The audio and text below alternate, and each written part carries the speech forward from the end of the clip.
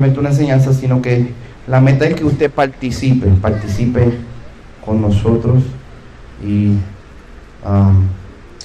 que usted también se relacione, ¿cómo podemos decir? Que usted interactúe con el material, porque así es que entonces se va a quedar algo, ¿ok? Y por eso damos asignaciones y tareas y hacemos participación y pues esperamos que eso no lo distraiga o no lo desenfoque, porque esa es la idea. La idea es que esto sea un poquito más diferente para que esté girando alrededor del propósito de aprender. Y en la educación continua hay que buscar diferentes formas creativas de que la información llegue, y por eso pues hacemos todo lo que hacemos. Al final, yo quisiera que usted captara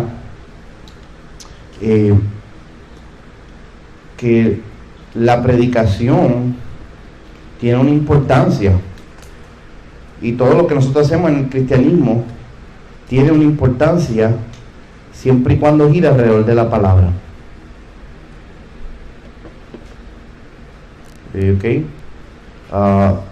Que nosotros entendamos y no tomamos ligeramente de que las cosas que funcionan, que son efectivas, las cosas que realmente impactan y transforman, las cosas que nos conectan a Dios,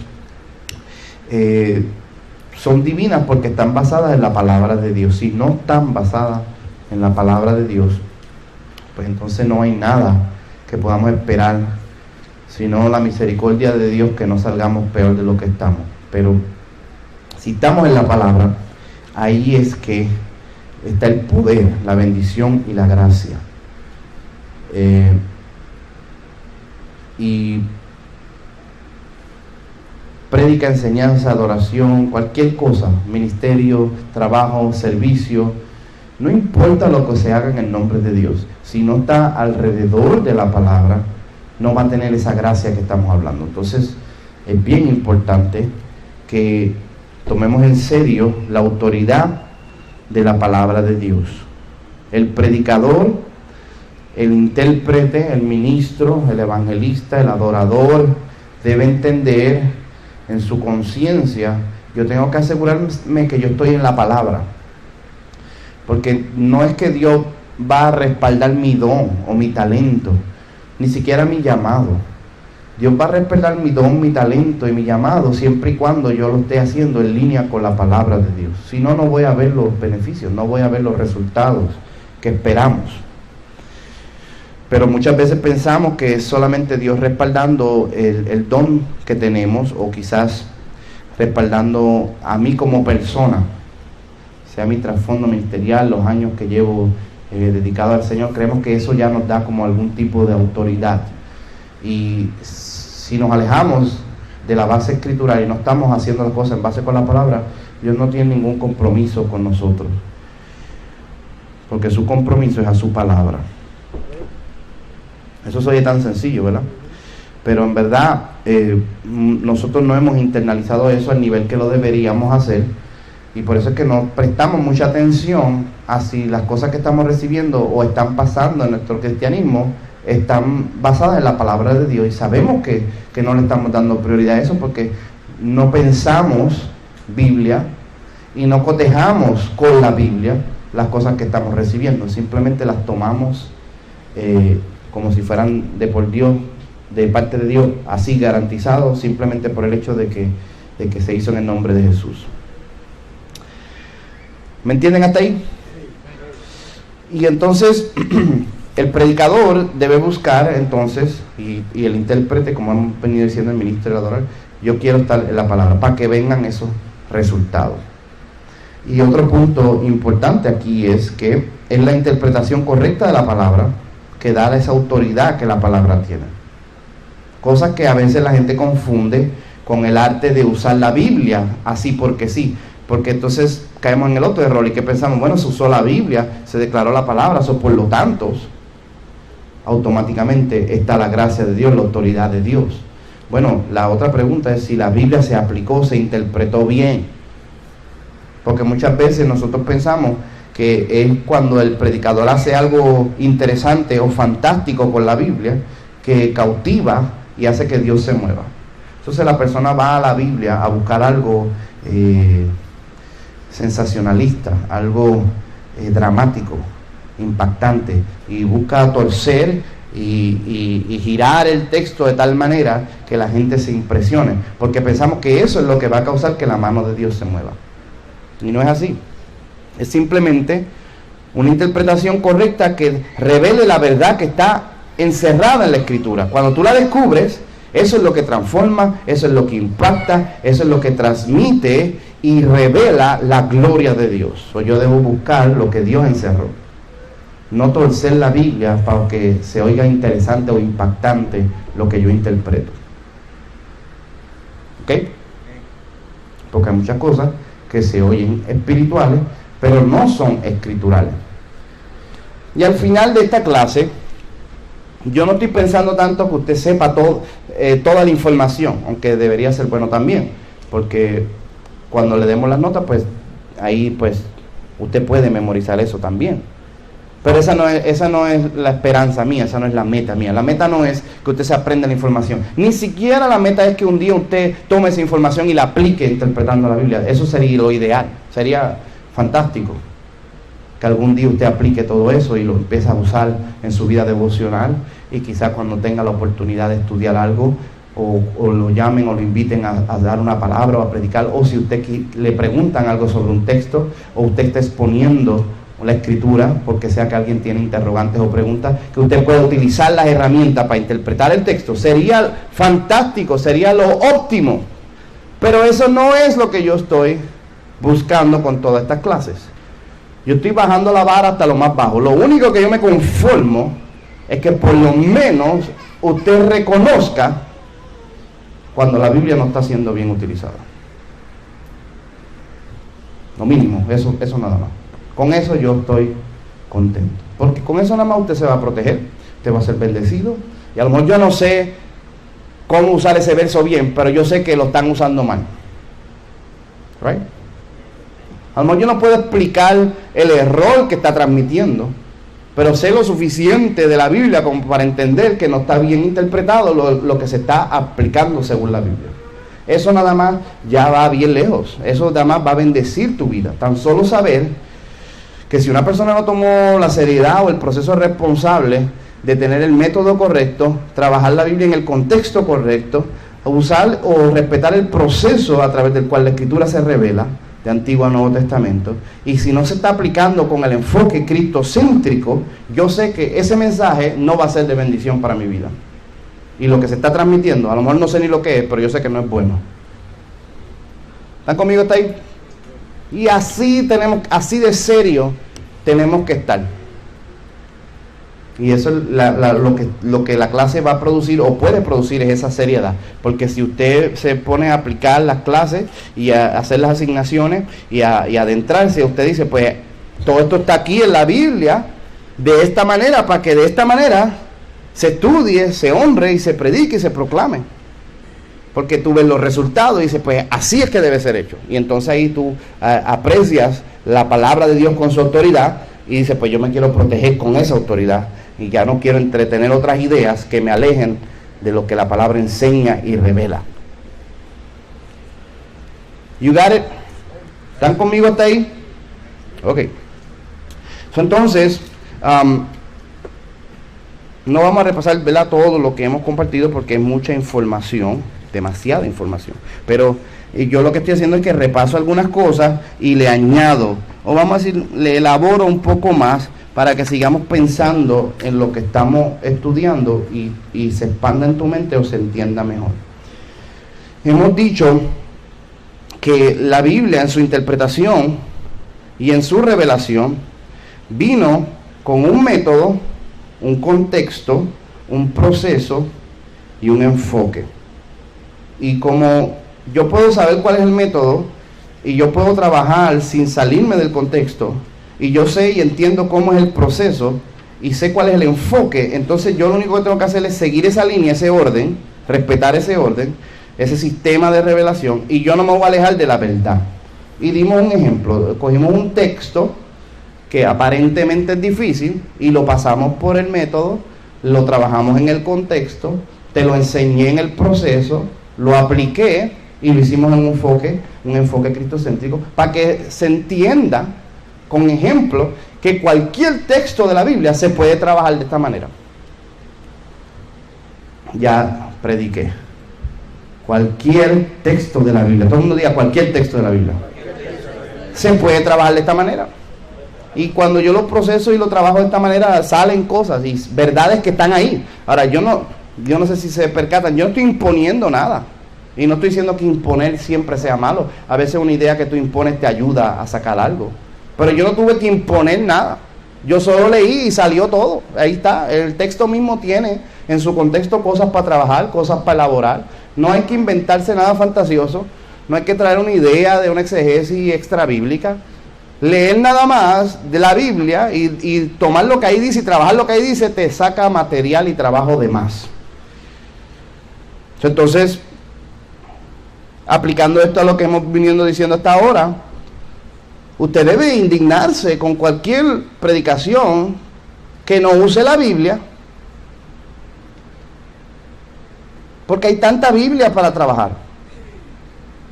Deberíamos indignarnos sabiendo que hay tantas verdades ocultas en la palabra que pueden bendecir nuestras vidas, transformar nuestro corazón, que se revele a leguas. Obviamente que el predicador, el ministro, los salmistas, los líderes no están estudiando la palabra. Nos deberíamos indignar, ¿verdad? ¿O no? ¿Estoy bien o no? Deberíamos ser personas de la palabra. Yo digo, we should be people of the book. Deberíamos ser gente del libro, porque el libro está interesante. El libro tiene mucho que trabajar, muchas verdades que descubrir. No necesitamos un bochinche, ni predicar lo que salió en el periódico, ni hablar en el domingo lo que sucedió en las noticias. No hay que hablar de eso. Hablemos la palabra. Las noticias de Dios no son las noticias del mundo. Qué tronco de verdad acabo de decir. Tú sabes que las noticias del mundo tienen ya te quieren pintar algo que está pasando en el mundo.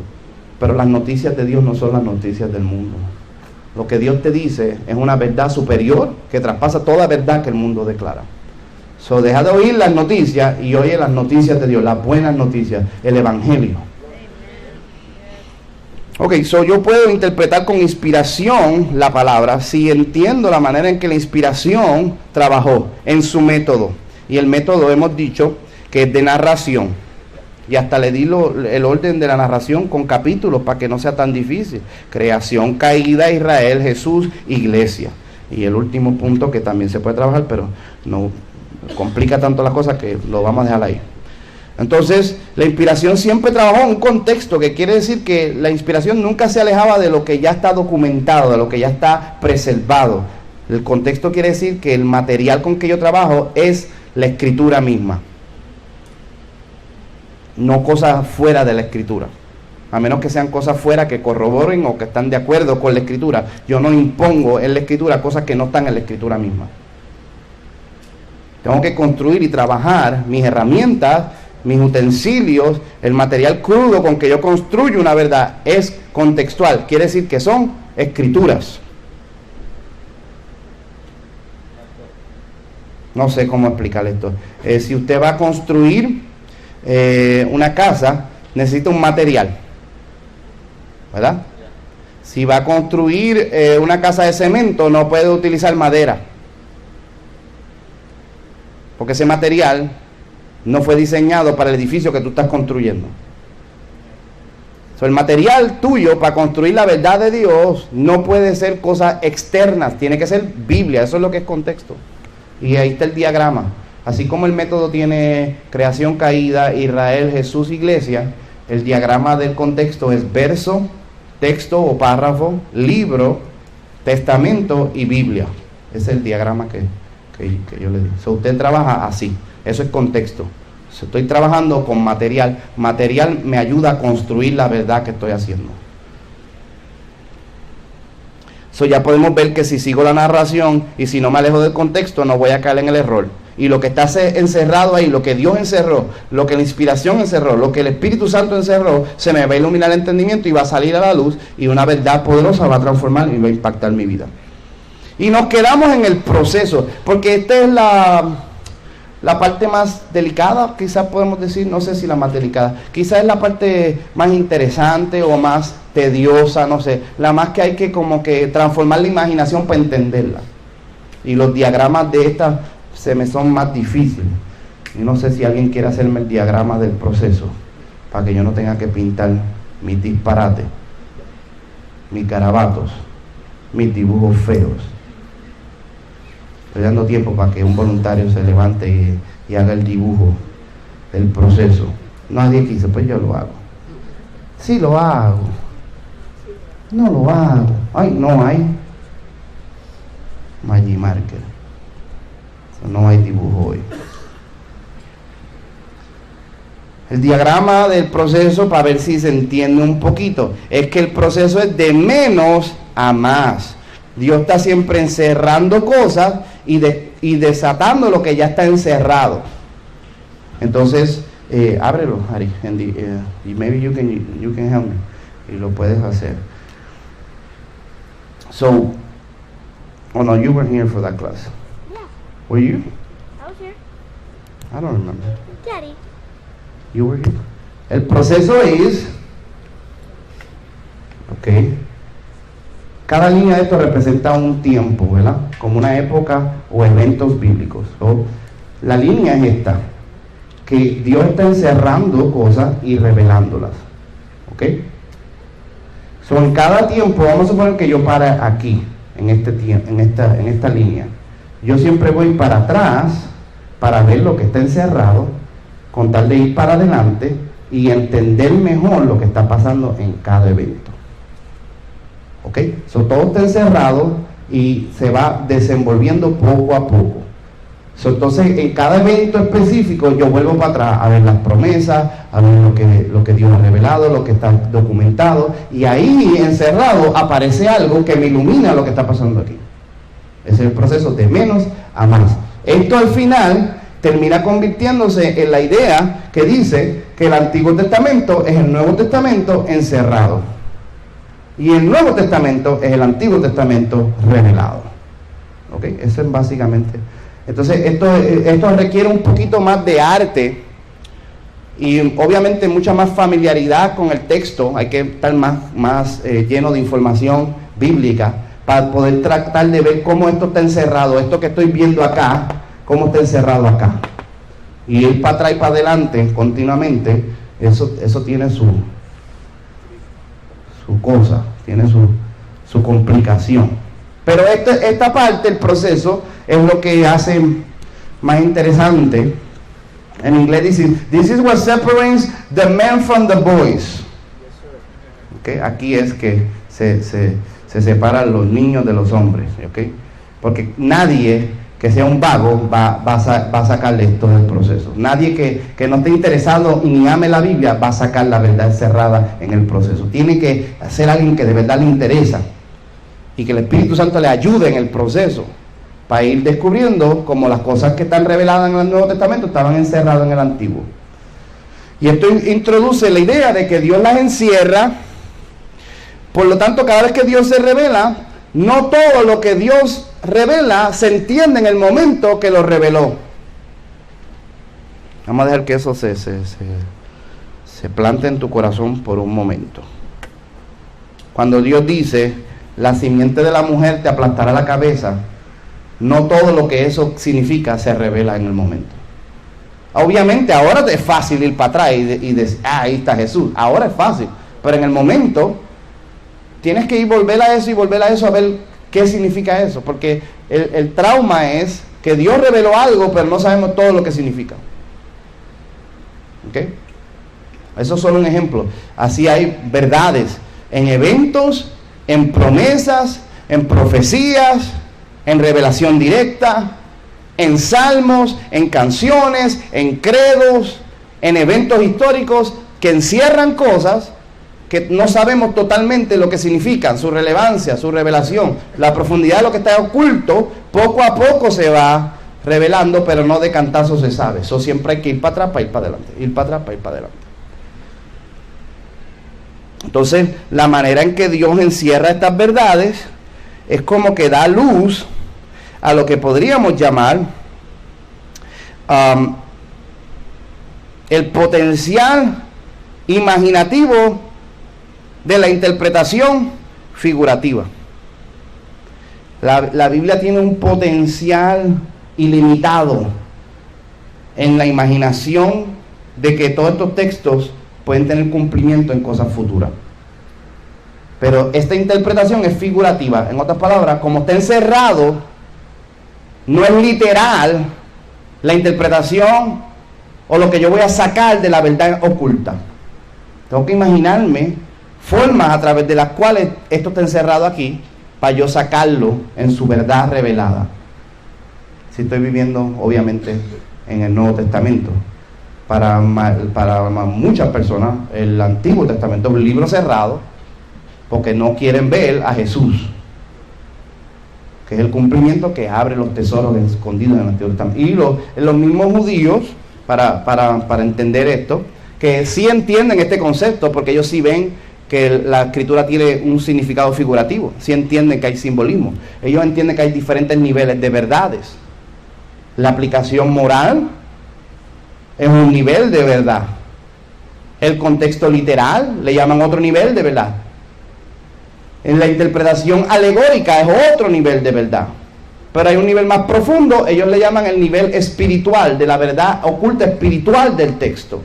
Y ellos dicen que ese es el más difícil de llegar, aunque ese es el verdadero significado de la escritura, pero casi nunca llegan a él, porque para llegar ahí se necesita a Jesús y al Espíritu Santo.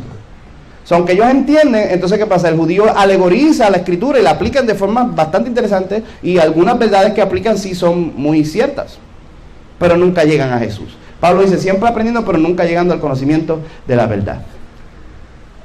Interpretan alegóricamente y sacan tremendas verdades. Interpretan moralmente y son bien morales, y verdades que redarguyen de pecado salen a la conciencia. Interpretan literalmente y se ven los pactos de Dios claramente, pero no llegan a Jesús o el significado espiritual. No pueden transformar la imaginación para figurativamente ver la verdad que puede transformar su vida espiritualmente. ¿Están conmigo hasta ahí? Todo el proceso es lo que hace más interesante. Entonces, yo siempre digo, haciendo una pausa aquí para comentar algo personal mío, yo siempre digo, la gente le gusta inventarse tanto disparate. Si quiere inventarse cosas, ¿por qué no utiliza el método alegórico figurativo con el proceso de cómo la verdad nuevo testamentaria está cerrada en el Antiguo Testamento y se entretiene y puede sacar montones de verdades, pero son concretas con la escritura? Ya que quiere fantasear, fantasee con la imaginación transformada viendo a Jesús en el Antiguo Testamento. Pero eso no lo quieren hacer, porque el error es así, la mentira es así, siempre se aleja de la verdad. Ya los perdí. ¿Sí los perdí? Perdón, es que el punto es que hay cosas encerradas y se van sacando, y la transición es figurativa. La interpretación es una transformación de la imaginación. Son formas de ver cómo el texto se aplica. Es como un rompecabezas. Y tú buscas diferentes formas en que se ordena. Y por eso es que la verdad no es tan obvia ni tan aparente. Por ejemplo, yo le di dos textos de interacción intertestamentaria. Génesis capítulo 5, verso 1, complementado con Mateo capítulo 1. Dos genealogías. ¿Se acuerdan de eso? Y la asignación era... Vamos a ver figurativamente si hay alguna verdad encerrada en el Antiguo Testamento que complementa o alimenta la verdad que yo saqué en el Nuevo Testamentario y la interpretación que le di en la clase. ¿Se acuerdan de eso? Esta es una clase de alto nivel, no estamos jugando, estamos profundizando en las escrituras. Okay. Entonces, yo no sé qué vamos a sacar, yo le di la asignación a usted. Yo hoy, a última hora, fue que hice la tarea yo. Después me dije, ¿y qué si no hace nadie hice la tarea? Yo tengo que hacerla. Me puse a hacer yo la tarea. Y sí, vi muchas cosas bien profundas, bien interesantes. No voy a decir para sorpresa porque yo me imaginaba, así es. No nos debe sorprender si estamos utilizando el método y aplicando que verdades salgan a la luz. ¿Right? Vemos que Mateo capítulo 1 tiene una conexión directa con Génesis capítulo 5. ¿Cuál es la relación o la conexión de estos dos versos? Bueno, Mateo utiliza exactamente las mismas palabras que Génesis capítulo 5, verso 1 utiliza. Estas son las genealogías o los génesis de Adán. Son las mismas palabras que utiliza Mateo. Estas son las génesis o las genealogías de Jesús. La conexión es directa de que Mateo está pensando en el texto, trayéndolo a la luz con ese eco antiguo testamentario, para que tu mente gire alrededor de ese pensamiento, ¿right? Y que el Espíritu Santo permitió o encerró esta verdad para que estos dos textos, dialogando entre sí, transmitan una revelación que quizás ninguno de los autores, independientes el uno del otro, estaba consciente de la profundidad que estaba encerrada. Y ese es un punto importante, que el Espíritu Santo revela algo al autor y tiene una idea de lo que está revelando, pero ni él mismo sabe la profundidad de lo que está ahí, ¿verdad? Pedro lo dice así: los profetas que indagaron acerca de esta salvación escudriñaron qué tiempo y persona el Espíritu de Cristo que estaba en ellos hablaba cuando hablaba de la gloria de Cristo, y le fue revelado a ellos que ellos no se servían a ellos mismos sino a nosotros, los que han alcanzado los fines de los siglos, cosas que admiran mirar los ángeles. Ellos estaban administrando cosas, encerrando verdades, y ni ellos mismos entendían la profundidad de lo que estaba revelando. Pero en este tiempo glorioso donde el Espíritu Santo ha llegado, nos puede revelar las verdades y conectarlas de manera que estas glorias secretas salgan a la luz. Y cuando tú las descubres, esto es lo que transforma, esto es lo que ministra, esto es lo que imparte la gloria de Dios. No hacer cosas fantasiosas y fantásticas, porque si no estaba ahí y tú lo impusiste, el Espíritu Santo no se va a mover. Pero si es una verdad que el Espíritu Santo cerró, y tú hiciste el método, y no te saliste del contexto, y sacaste el proceso, la gloria de Dios se revela a través de eso. Y entonces eso es lo que nosotros buscamos, esos tesoros, para ser transformados de gloria en gloria, dice la palabra. La Biblia dice que esta es la gloria destinada para nosotros. Y este es el trabajo de la iglesia. Nosotros debemos crecer de gloria en gloria, descubriendo tesoros encerrados, profundizando en la Escritura, para que Dios nos transforme y nos revele más de Él. Y a través de eso la fe aumenta, la intimidad con Dios aumenta, la verdad de Dios, la naturaleza divina aumenta, conocemos, vemos a Dios más claramente, y el lenguaje de oración crece, y entonces estamos más cerca del cielo, y el cielo está más cerca de nosotros, y la gloria de Dios se revela de manera más gloriosa. En esto es que deberíamos trabajar. ¿Me siguen? Pero que la gente quiere más gloria, vamos a hacer un ayuno. Métete en la Biblia. Queremos que el poder de Dios se desate, nos vamos a dar contra el pecho, vamos a hacer una cadena de oración 24/7, y todos están contradiciéndose el uno a otro, orando, no saben lo que oran. Oren con la palabra, oren con la Biblia. Yo estuve en una iglesia que el pastor nunca enseñaba los miércoles, y un mes le dio la gana de enseñar, y vino a la iglesia y enseñó unas enseñanzas por un mes, y en un mes enseñó unas verdades que al final del mes hubo un avivamiento en la iglesia. Y la pregunta mía es: ¿por qué no siguió enseñando? Y él lo dijo, esto es un producto directo de la enseñanza de la palabra. La palabra les abrió el avivamiento. No hubo que gritar, no hubo que hacer ayuno, no hubo que hacer cadena de oración, no hubo que hacer echarse aceite, no hubo que hacer un servicio largo todo el día para ver si Dios cae, Abrir la Biblia. Y las verdades secretas imparten fe, y la fe hace que tú clames y Dios responda. Amén. Trabajar la palabra es lo que tenemos que hacer. So anyway, el proceso va a ser que tú vayas atrás para ir adelante y veas figurativamente, en tipo, sombra y figura, o en lenguaje figurativo, cómo acomodar verdades de una manera que se te ilumine algo que tú estás descubriendo en el Nuevo Testamento, o en el mismo proceso de la revelación bíblica, porque los textos dialogan entre sí continuamente.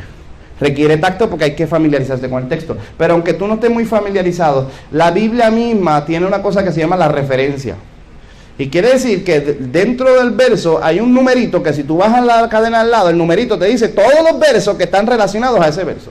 Ellos no te dicen la manera en que están relacionados o cómo se conectan, porque ya eso es arte. Pero la ciencia te dice que si te está utilizando las mismas palabras, se está discutiendo el mismo tema, o literalmente están dialogando con otros textos, la referencia está ahí para que tú hagas el trabajo.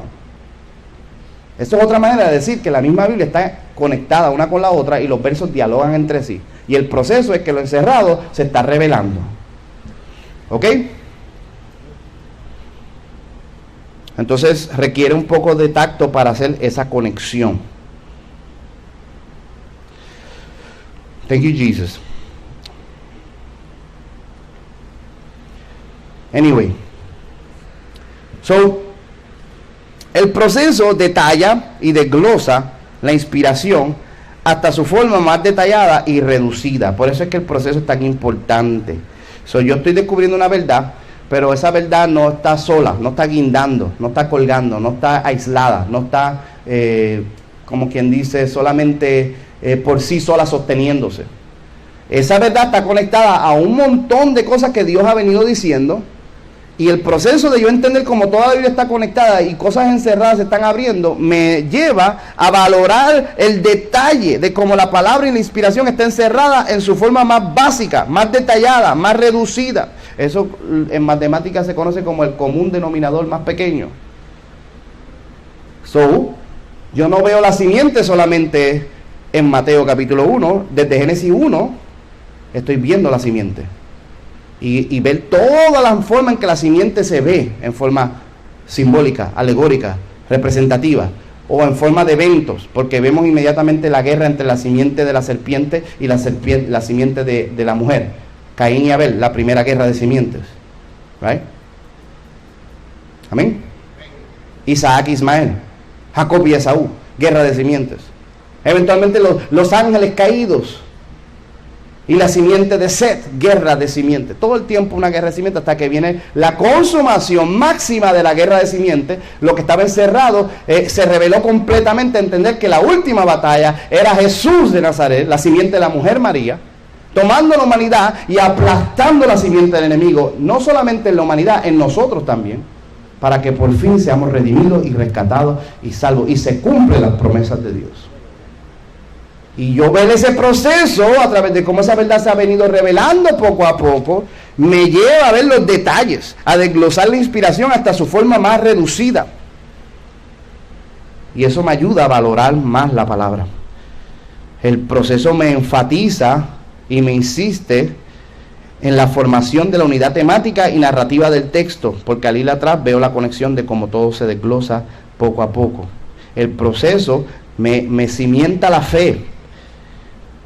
Y veo la soberanía de Dios, su gloria revelada, sus secretos encerrados. Cómo Dios puede hacer que todas estas verdades estén conectadas y se vayan abriendo poco a poco. Dios tiene que tener control de todo. Tiene que tener un conocimiento previo. Dios mismo dice que Él declara el final desde el principio. Ahí tienes un texto que confirma el principio de primera mención. Dios habla el final desde el principio. Y Dios dice, lo que me da gloria a mí es que yo te digo todo lo que va a pasar antes de que pase. Y que tú no te das cuenta de que te lo dije. Eso le da gloria a Dios. Dios le dijo al diablo todo lo que le iba a hacer antes de hacérselo. Pero el diablo no podía entender cómo se lo dijo. Eso le da gloria a Dios.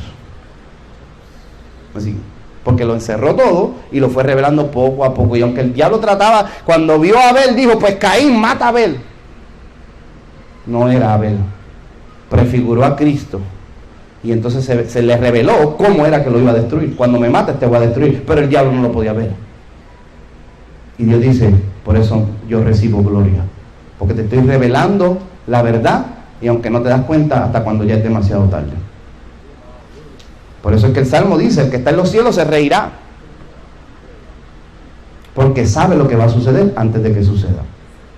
Él tiene un plan secreto, Él tiene una obra maestra, Él tiene algo escondido debajo de la manga. Y Él sabe que tú no lo puedes ver. Y el enemigo no lo puede saber. Por más que se lo revele y se lo diga a través del proceso, el diablo no puede ver. La Biblia dice en Corintios que si los príncipes de este mundo, hablando de los principados y potestades, de los poderes satánicos de maldad, hubieran conocido lo que Dios iba a hacer en Cristo en la cruz, nunca hubieran crucificado al Señor de gloria. No sabían. Solo podían ver partes, inventar y creer que sabían, pero no podían. Porque la verdad de Dios estaba oculta y solo se revela por su Espíritu Santo. Entonces tú tienes el Espíritu Santo y ahora podemos descubrir estas verdades, desglosar y tu fe se cimienta. Tu fe aumenta, tu fe está segura. Tu fe literalmente se vuelve concreta porque ahora tú sabes que Dios está en control.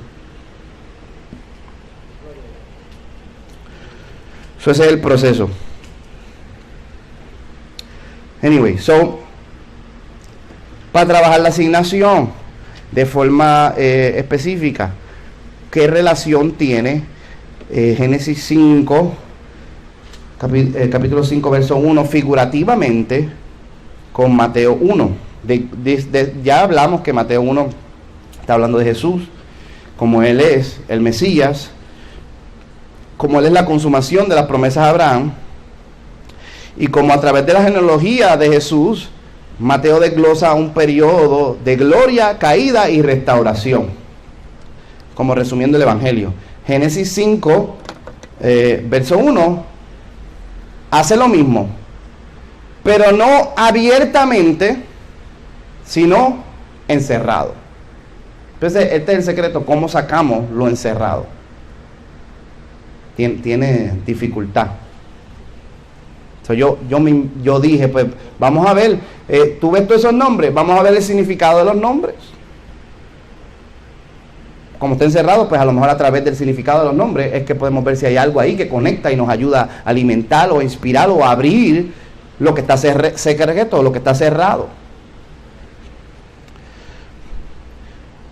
Yo me puse a ver inmediatamente que los nombres, igual que en Mateo, son seleccionados. ¿Se recuerda que le dije que Mateo pudo haber puesto un montón de nombres, pero escogió ciertos nombres específicos? Y estos ciertos nombres hablan el mensaje de lo que Jesús vino a hacer al mundo. Pues Génesis 5 hace lo mismo. Dice que tal persona engendró muchas personas, pero luego engendró a uno específico. Y entonces el nombre de ese específico revela algo que en su significado encierra una verdad. Una verdad que es complementaria con lo que el personaje hizo históricamente. Y eso es un punto importante. Yo no puedo simplemente alegorizar figurativamente sin corroborar que lo que estoy alegorizando es consistente con lo que el texto históricamente está declarando. Por eso es que hay un problema con la gente que interpreta alegóricamente y dice, el árbol simboliza esto, el hacha es el poder, el mango es la unción. Pero en el contexto original ni siquiera se está hablando de eso. La verdad secreta tiene que por lo menos tener alguna forma de confirmar que esté consistente con lo que se declara literalmente. ¿Ok? Por ejemplo, la palabra Seth, que es el segundo hijo, bueno, no el segundo, pero el hijo sustituto de Abel. Ese sería el tercer hijo de Adán. La palabra Seth significa appointed and substitute. Sustituto asignado. ¿Ok? Qué interesante que el nombre de él como asignado y como sustituto es consistente con lo que pasó en la vida de Seth, porque Seth fue para reemplazar la simiente justa de Dios en Abel que se perdió. Algo se perdió cuando murió Abel, algo preciado y hermoso. La Biblia dice que Abel era tipo de Cristo. El potencial de un linaje santo delante de Dios. La Biblia dice, la sangre de Abel clama desde la tierra, sangre de tu hermano, porque las generaciones completas se perdieron. La sangre de Abel contiene una generación justa que estaba en su sangre, la descendencia de él, y nunca van a nacer y se perdieron para siempre. Y todo eso está clamando a Dios desde la tierra. Pero hubo un sustituto que va a reemplazar la genealogía justa. Por eso es que Seth es tan preciado, Seth es tan importante, porque no va a hacer que se pierda la imagen caída de Adán. Amén. ¿A qué se te oye eso de uno asignado que es un sustituto para que no se pierda? Jesús en vez de Adán. Ahí está la verdad encerrada, siendo revelada. Qué tremendo, ¿verdad? Pero no es imponiéndose, ya es consistente con la misma historia. Eso es lo que ha venido pasando en la historia. De hecho, si escogemos el primer nombre, que es Adán, Adán significa sacado de la tierra, o significa hombre. Y usted ve en el principio, Génesis 5, la misma escritura, eso es lo que está enfatizando. Y bien curioso que es igualito a como lo enfatiza Mateo capítulo 1. Mateo enfatiza que la genealogía de Jesús, que es la genealogía de ¿quién? Del Mesías, de David, hijo de Abraham, enfatizando que él es el Hijo de Dios, la imagen de Dios.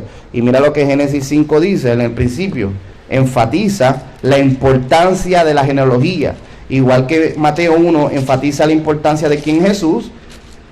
Génesis 5 enfatiza la importancia de lo que representa esta genealogía. Obviamente es una verdad secreta. Ahora en Jesús es que yo puedo entender el significado. Mientras tanto se mantenía ahí en secreto. Dice aquí, este es el relato escrito de los descendientes de Adán. Cuando Dios creó a los seres humanos, los hizo para que fueran semejantes a Él mismo. Los creó hombre y mujer y los bendijo y los llamó humanos. Cuando Adán tenía, entonces empieza el relato. Eso es Adán, que era la imagen de Dios. ¿Y qué pasa? Inmediatamente está explicando la imagen del hombre tomado de la tierra, en la imagen de Dios, se perdió. Se perdió, pero Dios prometió que iba a restaurar. A pesar de que se cayó la imagen, como Caín mató a Abel, como la serpiente mató a Adán y a la humanidad, Dios pone un sustituto. Se representa a alguien asignado para sustituir lo que se perdió. Solo literal es consistente con la verdad espiritual o alegórica que estamos sacando. Amén. Y consecuentemente así es con todos los nombres. No, son 10 nombres, o no voy a aburrir con todos los nombres, pero consecuentemente no solamente todos los nombres tienen significado consistente con lo que está pasando literalmente y revelando una verdad secreta. Todos los nombres, cuando los une, hacen un párrafo completo que te predique el evangelio. Eso sí que, ahí sí que se me pararon los pelos cuando yo vi eso. Ahí yo dije, oh my God, ¿verdad? Que solamente Dios puede hacer eso. Porque Adán significa hombre, Set significa sustituto apuntado, Enoc significa mortal, herida mortal, Kenan significa lamentado. 1, 2, 3, 4, el quinto nombre significa Mahalalel, que significa alabanza de Dios o gloria de Dios. Jared significa descender o it shall come down. Enoc significa consagrado. Matusalén significa su muerte traerá. Lamec significa a todos los desamparados o los que están en humillación. Y Noé representa o significa descanso y paz. So, tú pones todos los nombres y literalmente se lee así. Un hombre asignado será sustituto. Un mortal con una herida mortal que será lamentado traerá la gloria de Dios, traerá alabanza a Dios, descenderá y siendo consagrado, su muerte traerá a todos los que están en humillación descanso y paz. ¿Quién es ese? Jesús. Una verdad encerrada en el Antiguo Testamento, pero que no se podía ver, porque tú solo leías nombres así corridos. Pero cuando ahora Mateo 2, capítulo 1 me dice las genealogías, la mente me dice, ¿será que ahí hay algo encerrado?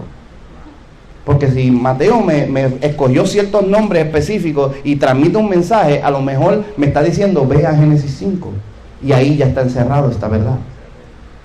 ¿Lo pueden ver? Eso se llama el proceso. El proceso de lo que Dios está revelando en el Nuevo Testamento ya está encerrado en el Antiguo Testamento. ¿Lo pudieron ver?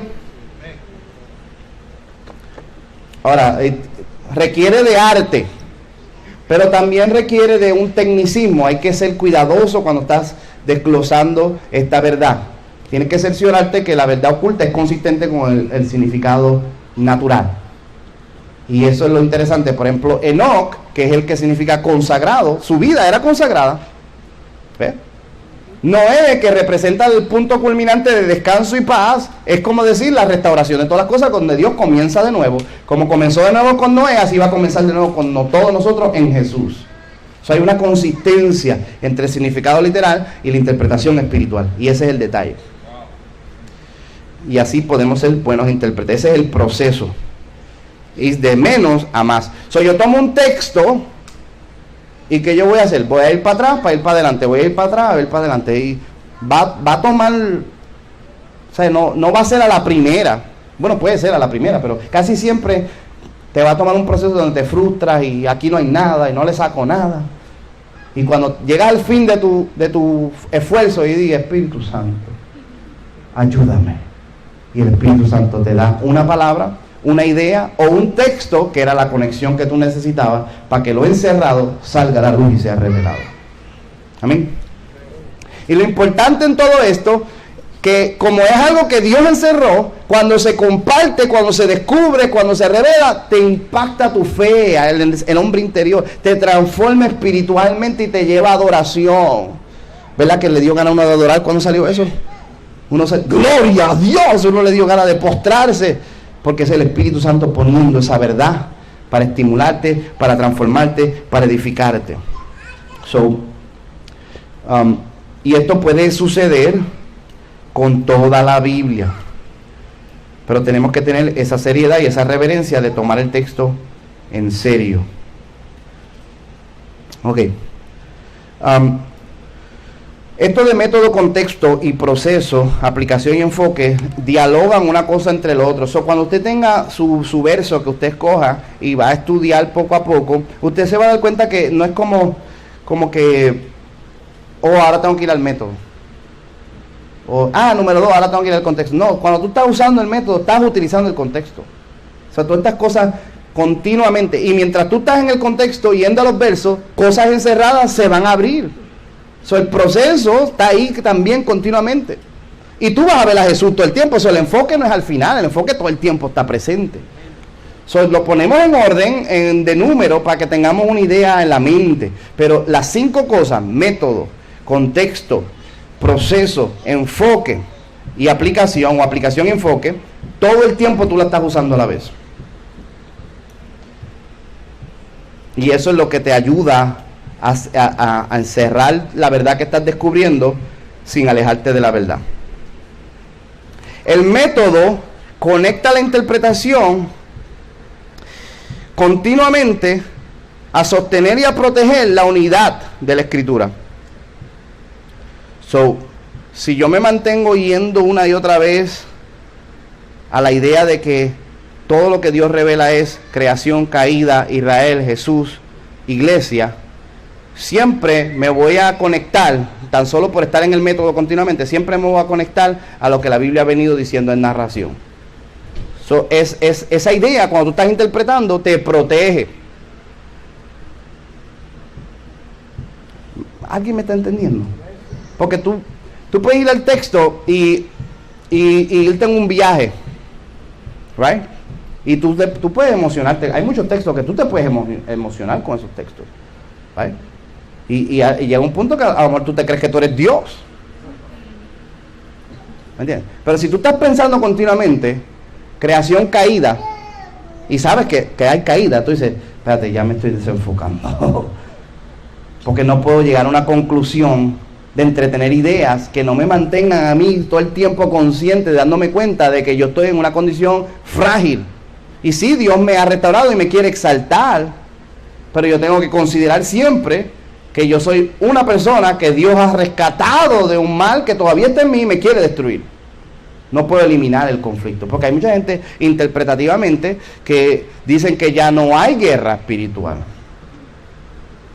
Y utilizan Biblia, pero que se salieron del método de narración. No están siguiendo los capítulos. Han malinterpretado a Jesús. Han malinterpretado lo que significa la iglesia. Y ellos dicen que estamos viviendo en una dispensación de paz. Ya no hay que pelear. No hay que pelear con la carne, no hay que pelear con el diablo, no hay que pelear con el pecado, porque ya Jesús quitó el pecado, ya Jesús derrotó al enemigo. ¿Me siguen? Ya tú no estás en la carne, ya tú eres libre de la carne. No hay nada malo en ti. Pero usted se va a dar cuenta que son versos sacados fuera de contexto y poniéndolos por encima de todo el testimonio bíblico, porque están ignorando a propósito todos los otros versos que nos hablan de la caída. Entonces tus ideas se van a mantener centradas en lo que Dios quiere decir si estás continuamente pensando presentemente en la narración, en cada orden específico. Creación, caída, Israel es bien importante, aunque eso de Israel es bien tricky, ¿ok? Yo he explicado mucho sobre eso, no tengo que repasar eso. Si usted quiere saber, ahí yo tengo un mensaje que se llama La Metanarración, y hay otro que le doy de seguimiento que se llama Restaurarás el Reino de Israel. Y ahí ahí detalladamente, a nadie, no tiene casi nada de views, a la gente no le interesa las cosas, información que no vas a encontrar en ningún lado. Detalladamente te explico la relación entre Israel y la iglesia, Cristo y el Antiguo Testamento, cómo interpretar, cómo ver ahora las promesas antiguo-testamentarias a luz del Nuevo. Detalladamente. No tenemos que repetir eso, ya está ahí en la librería. Solo escúchalo, no tienen que leerlo en un libro, ahí está, solo vea el video 1000 veces y a la 1001 lo va a coger. Pero o sea, no estoy diciendo que tienen que hacer eso, pero si le interesa la pregunta y cómo yo cojo todos estos versos que hablan específicamente de Israel, cómo yo interpreto eso, si le interesa eso, porque le está causando problemas en su interpretación, pues ahí están las herramientas para desglosar eso. Pero si yo me mantengo, si yo estoy interpretando y de repente yo digo, Israel ya no importa, te estás desenfocando. Si yo estoy leyendo la Biblia y ya yo digo, el pecado no importa, te estás desenfocando. Si tú haces una exegesis que se trata de ti, para tu gloria, y ya no estás exaltando a Jesús, te estás desenfocando.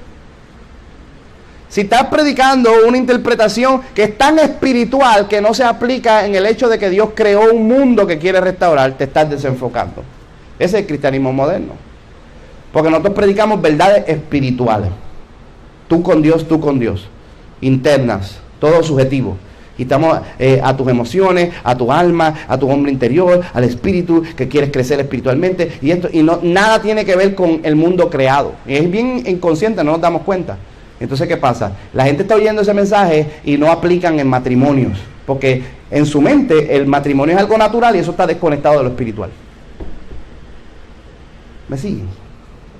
Eso no tiene que ver nada con la manera en que tú manejas tu finanzas, si eres responsable en tu trabajo, si eres honesto, si dices la verdad, porque Dios mira el espíritu. Dios no está mirando lo que yo hago en este mundo. Y maltratamos la naturaleza, right? Abusamos nuestros cuerpos, no nos alimentamos bien, ¿ves? Nos tatuamos todos, no honrando el templo del Espíritu Santo, porque eso es natural. Dios lo que mira es el espíritu. Es una consecuencia directa de un mensaje que todo es espíritu y nada enfocándose que Dios vino a transformar la creación para que administremos este cuerpo en esta vida en cosas naturales como lo son el matrimonio, todo es importante, el alimento, todo es importante para Dios.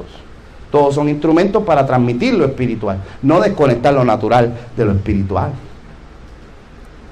Amén. ¿Estoy ayudando a alguien o no? Yo tomo un verso y trato de mantenerme: creación, caída, Israel, Jesús, iglesia. Iglesia es otro punto importante. ¿Sí? Si tu interpretación escritural es tan espiritual que no se vive en lo que Dios está haciendo hoy, que es la iglesia, y eso es bien, hay un montón de gente que están en las casas estudiando la Biblia y disque orando o haciendo reuniones de oración ahí de casa en casa y no pertenecen, no tienen ni la menor idea de lo que significa ser parte del cuerpo de Cristo, porque ellos se creen que todos somos el cuerpo de Cristo. Después que confesamos a Jesús, somos el cuerpo de Cristo. No están aplicando las verdades dentro de un capítulo muy importante, el que Dios está haciendo hoy en día, que se llama la iglesia. Qué revolú, ¿verdad? Esto es un revolú terrible. Pero ahí usted puede ver como la Biblia hay que interpretarla cuidadosamente.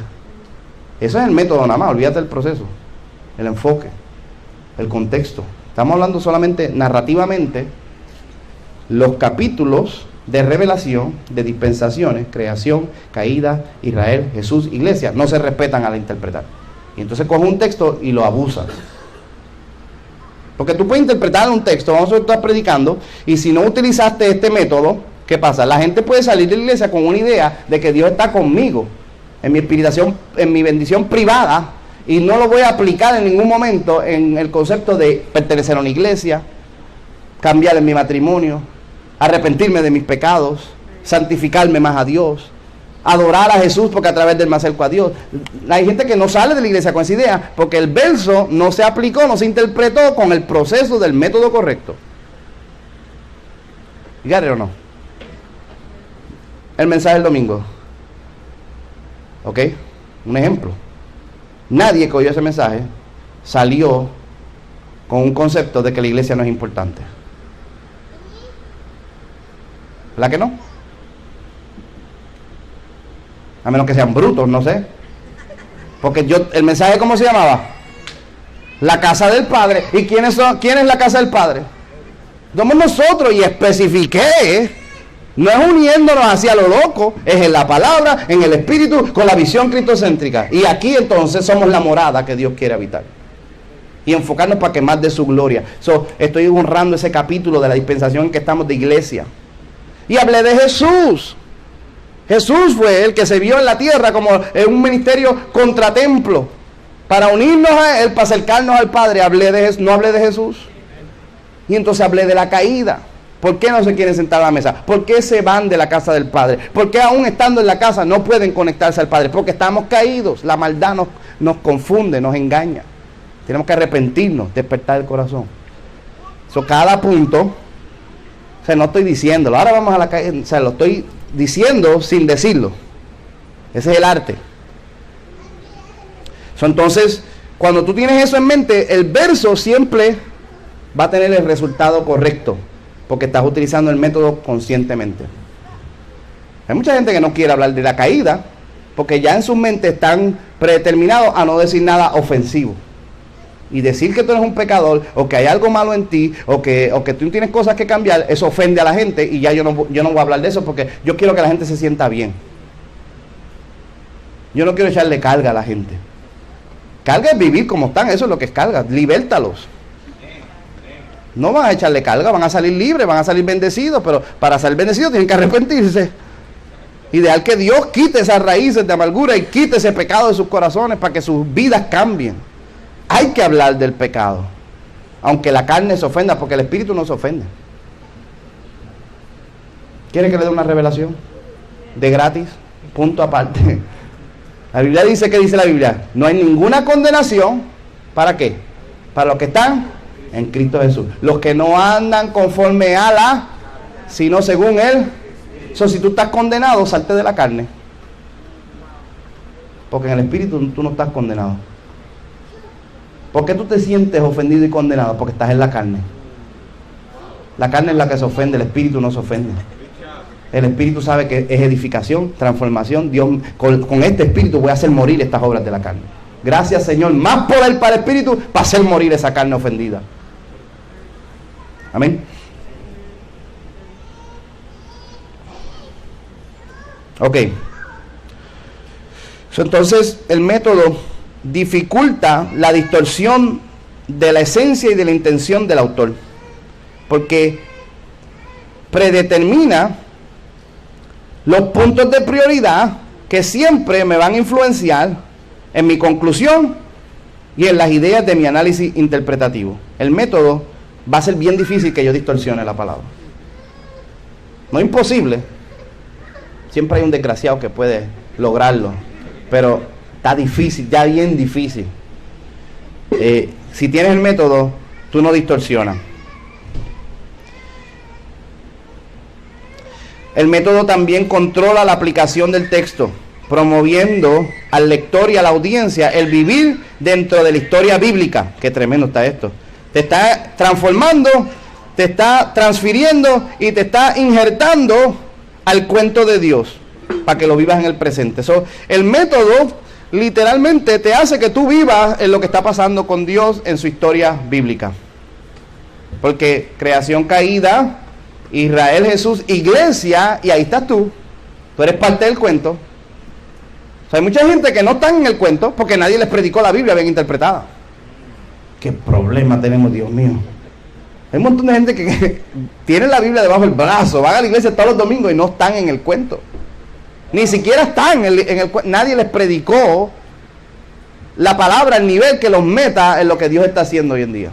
Pero la interpretación correcta, el método, hace que la gente se injerte, se transfiera y empieza a vivir el cristianismo. Por eso es que el Espíritu Santo desciende sobre ti para dirigirte, para instruirte, para transformarte, porque estás en el cuento. La Biblia dice, el Espíritu da testimonio a nuestro espíritu de que estamos en el cuento. Somos los hijos de Dios. ¿Sí?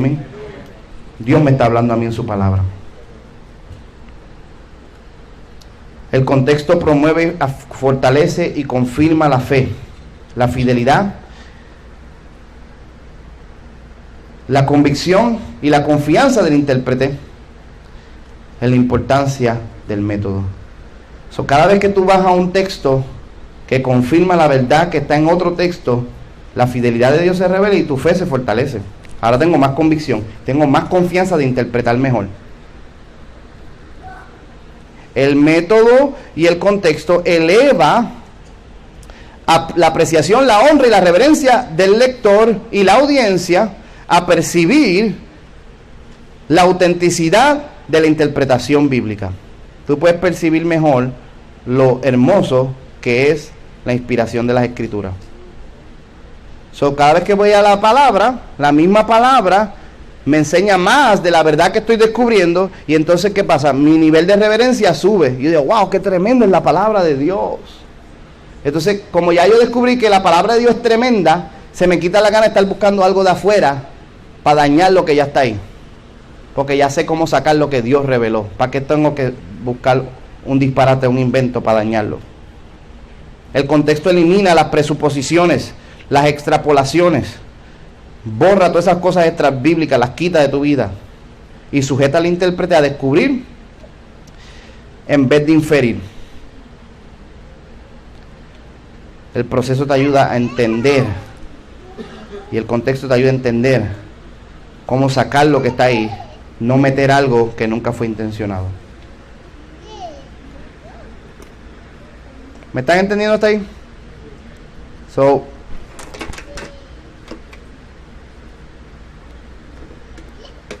Es como decir, hay algo ahí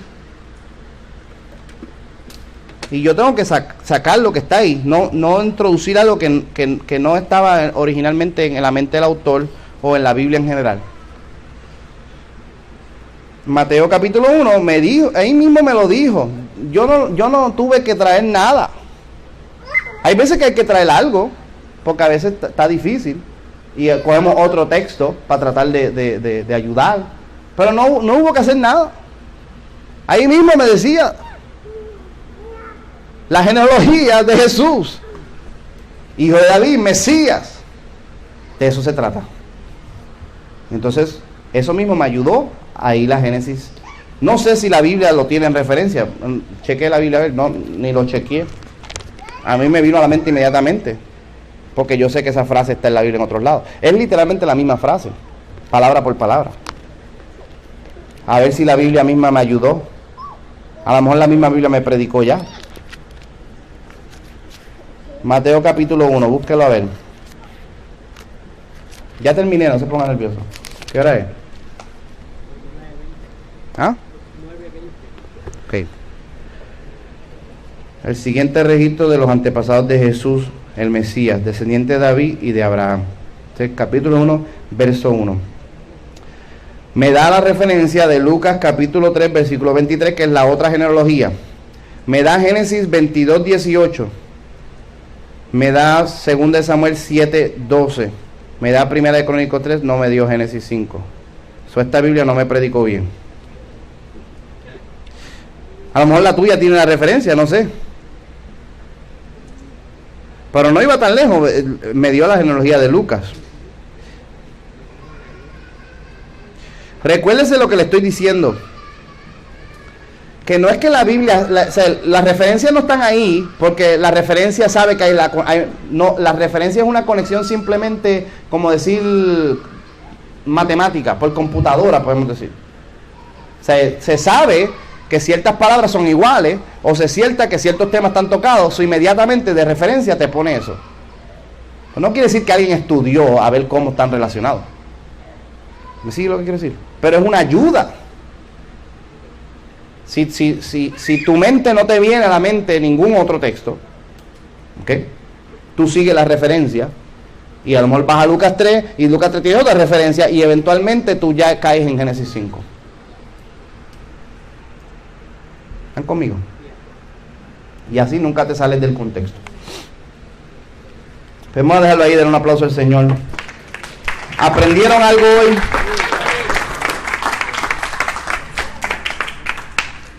Ok, so, ¿alguien la segunda asignación? Bueno, primero, ¿hicieron la primera asignación o no? ¿Quién hizo la primera asignación? Sí, una persona hizo la primera asignación.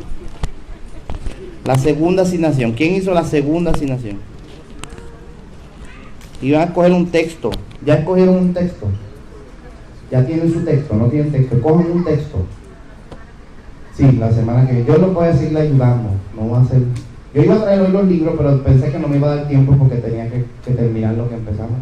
Pero la próxima semana voy a traer los libros míos y poquito a poquito lo vamos trabajando. Quizás podemos hacer grupitos. Sería mejor así, que cada cual coja un grupito y todos tengan el mismo texto y se ayudan entre todos. Es mucho más fácil. ¿Sí? Entonces, podemos ir trabajando los textos y ahí los vamos sacando. Y cuando lo haga, así fue que yo aprendí. Mi maestro de hermenéutica nos dijo, vénganse conmigo, nos sacó del salón, nos metió a la biblioteca y nos puso en grupo y empezamos a trabajar todos los libros y él nos enseñaba cómo estudiar y ahí fue que yo aprendí. Aunque lo había oído 1000 veces, hasta que no fui ahí y lo hice, ahí fue que, mira cómo. Yo salí tan emocionado de esa clase de hermenéutica que mi maestro me dio un catálogo, porque antes así era, un catálogo de libros, y yo me fui a predicar para ahorrar dinero, para gastar todo el dinero que tenía en comprarme todos esos libros. Y todavía tengo. Mi maestro me dijo, mira, como un mecánico, un buen mecánico tiene que tener sus buenas herramientas, porque si no, no coge en serio su trabajo. Un buen intérprete tiene que tener buenos libros, porque esas son sus herramientas de trabajar. Y a mí eso se me quedó en la mente. Y dice, yo soy un charlatán si yo no tengo mis herramientas. Y yo ahorrando mis chavitos, para comprarme mis libritos, mis herramientas. Ya no se necesita eso, ahora el internet tiene todo eso. Pero aquel tiempo, y yo todavía uso los libros porque ya gasté chavo en ellos. ¿Para qué voy a internet? Ya uso mis libritos y los voy a traer mis libritos para que usted los vea y encontramos cosas juntos. Amén. Pero por lo menos tiene que traer un texto. ¿O quiere que le dé el texto también? ¿Cuántos quieren que le dé el texto? Ok, una persona que te dé yo la escritura en vez de tú escoger tu escritura. ¿Tú quieres que te la dé también? Ok, esto vamos a quitar. 1, 2, 3. Vamos a apuntar los nombres, ya se me va a olvidar.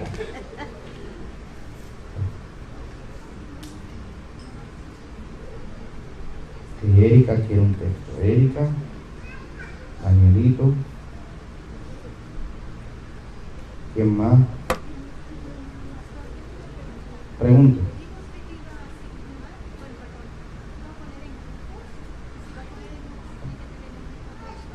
Puede ser podemos hacer los grupos independientemente, pero es más fácil si un grupo tiene el mismo texto.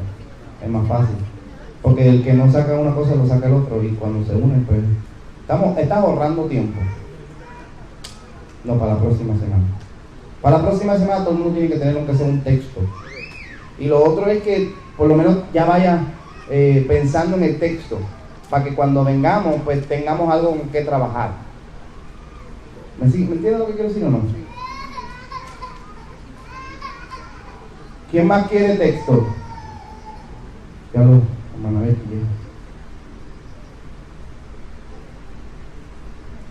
¿Alguien más quiere un texto? ¿Quién más quiere texto? María. Ok.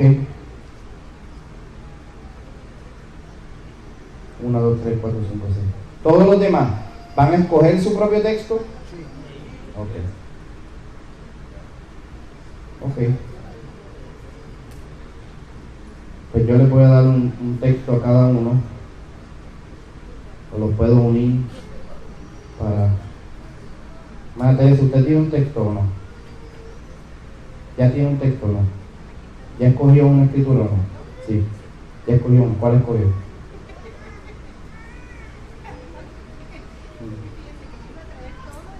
No tiene. Es que iba a coger PON con su escritura y darle a un grupito para que tengan toda la misma escritura. ¿Quién más ya tiene una escritura? ¿Cuál escritura usted tiene? ¿Isaías qué? Y 62.1. Oh, perdón, 66.1. Ok. So, Erika, Dani. ¿Quién más? Erika, Dani y vamos a poner a la hermana Betty ahí también. Erika, Dani y la hermana Betty. Va a usar Isaías 66.1. ¿Ok? Y eso va a ser un grupo. ¿Por qué se ríen?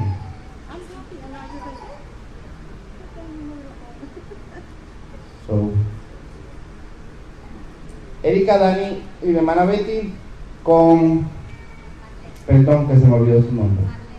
Marlene. Van a utilizar Isaías 66.1. Ok. ¿Quién más ya tiene un texto?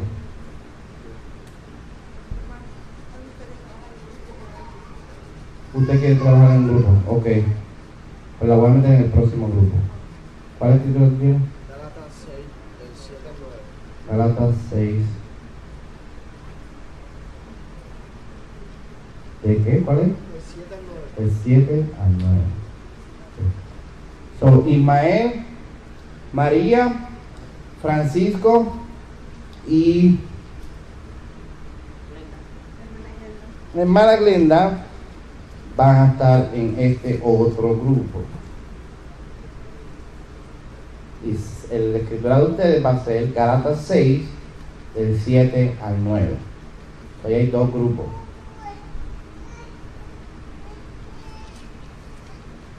1, 2, 3, 4. Este grupo son 4 personas, no más. 5 personas. Este grupo está grande. 1, 2, 3 y otros 4. No, están más o menos igual. ¿Estamos ahí? ¿No estamos confundidos? Apunten el verso. Gálatas 6, del 7 al 9. So, cada cual ya tiene ese texto. So, vaya estudiándolo en su manera, con lo que ya tiene. La próxima semana trae lo que ya tiene. Yo voy a traer mis libros, hacemos los grupitos, lo trabajamos juntos a ver qué descubrimos. Sí, el 7 al 9. Ok, ¿todos los demás van a sacar su propia escritura? Ok, está bien. Yo los puedo ayudar también, no es que solamente el grupo, pero... vamos a dejarlo ahí. ¿Están contentos? ¿Les gusta esto? Un seminario bíblico a nivel académico de revelación alta, completamente gratis. ¿Les gusta esto? Bueno, aprender la Biblia, para eso vinimos a la iglesia.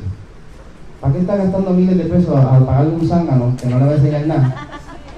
Para que después diga, yo me gradué de estudio bíblico y no sabes nada. Y aquí de gratis puede aprender. Amén.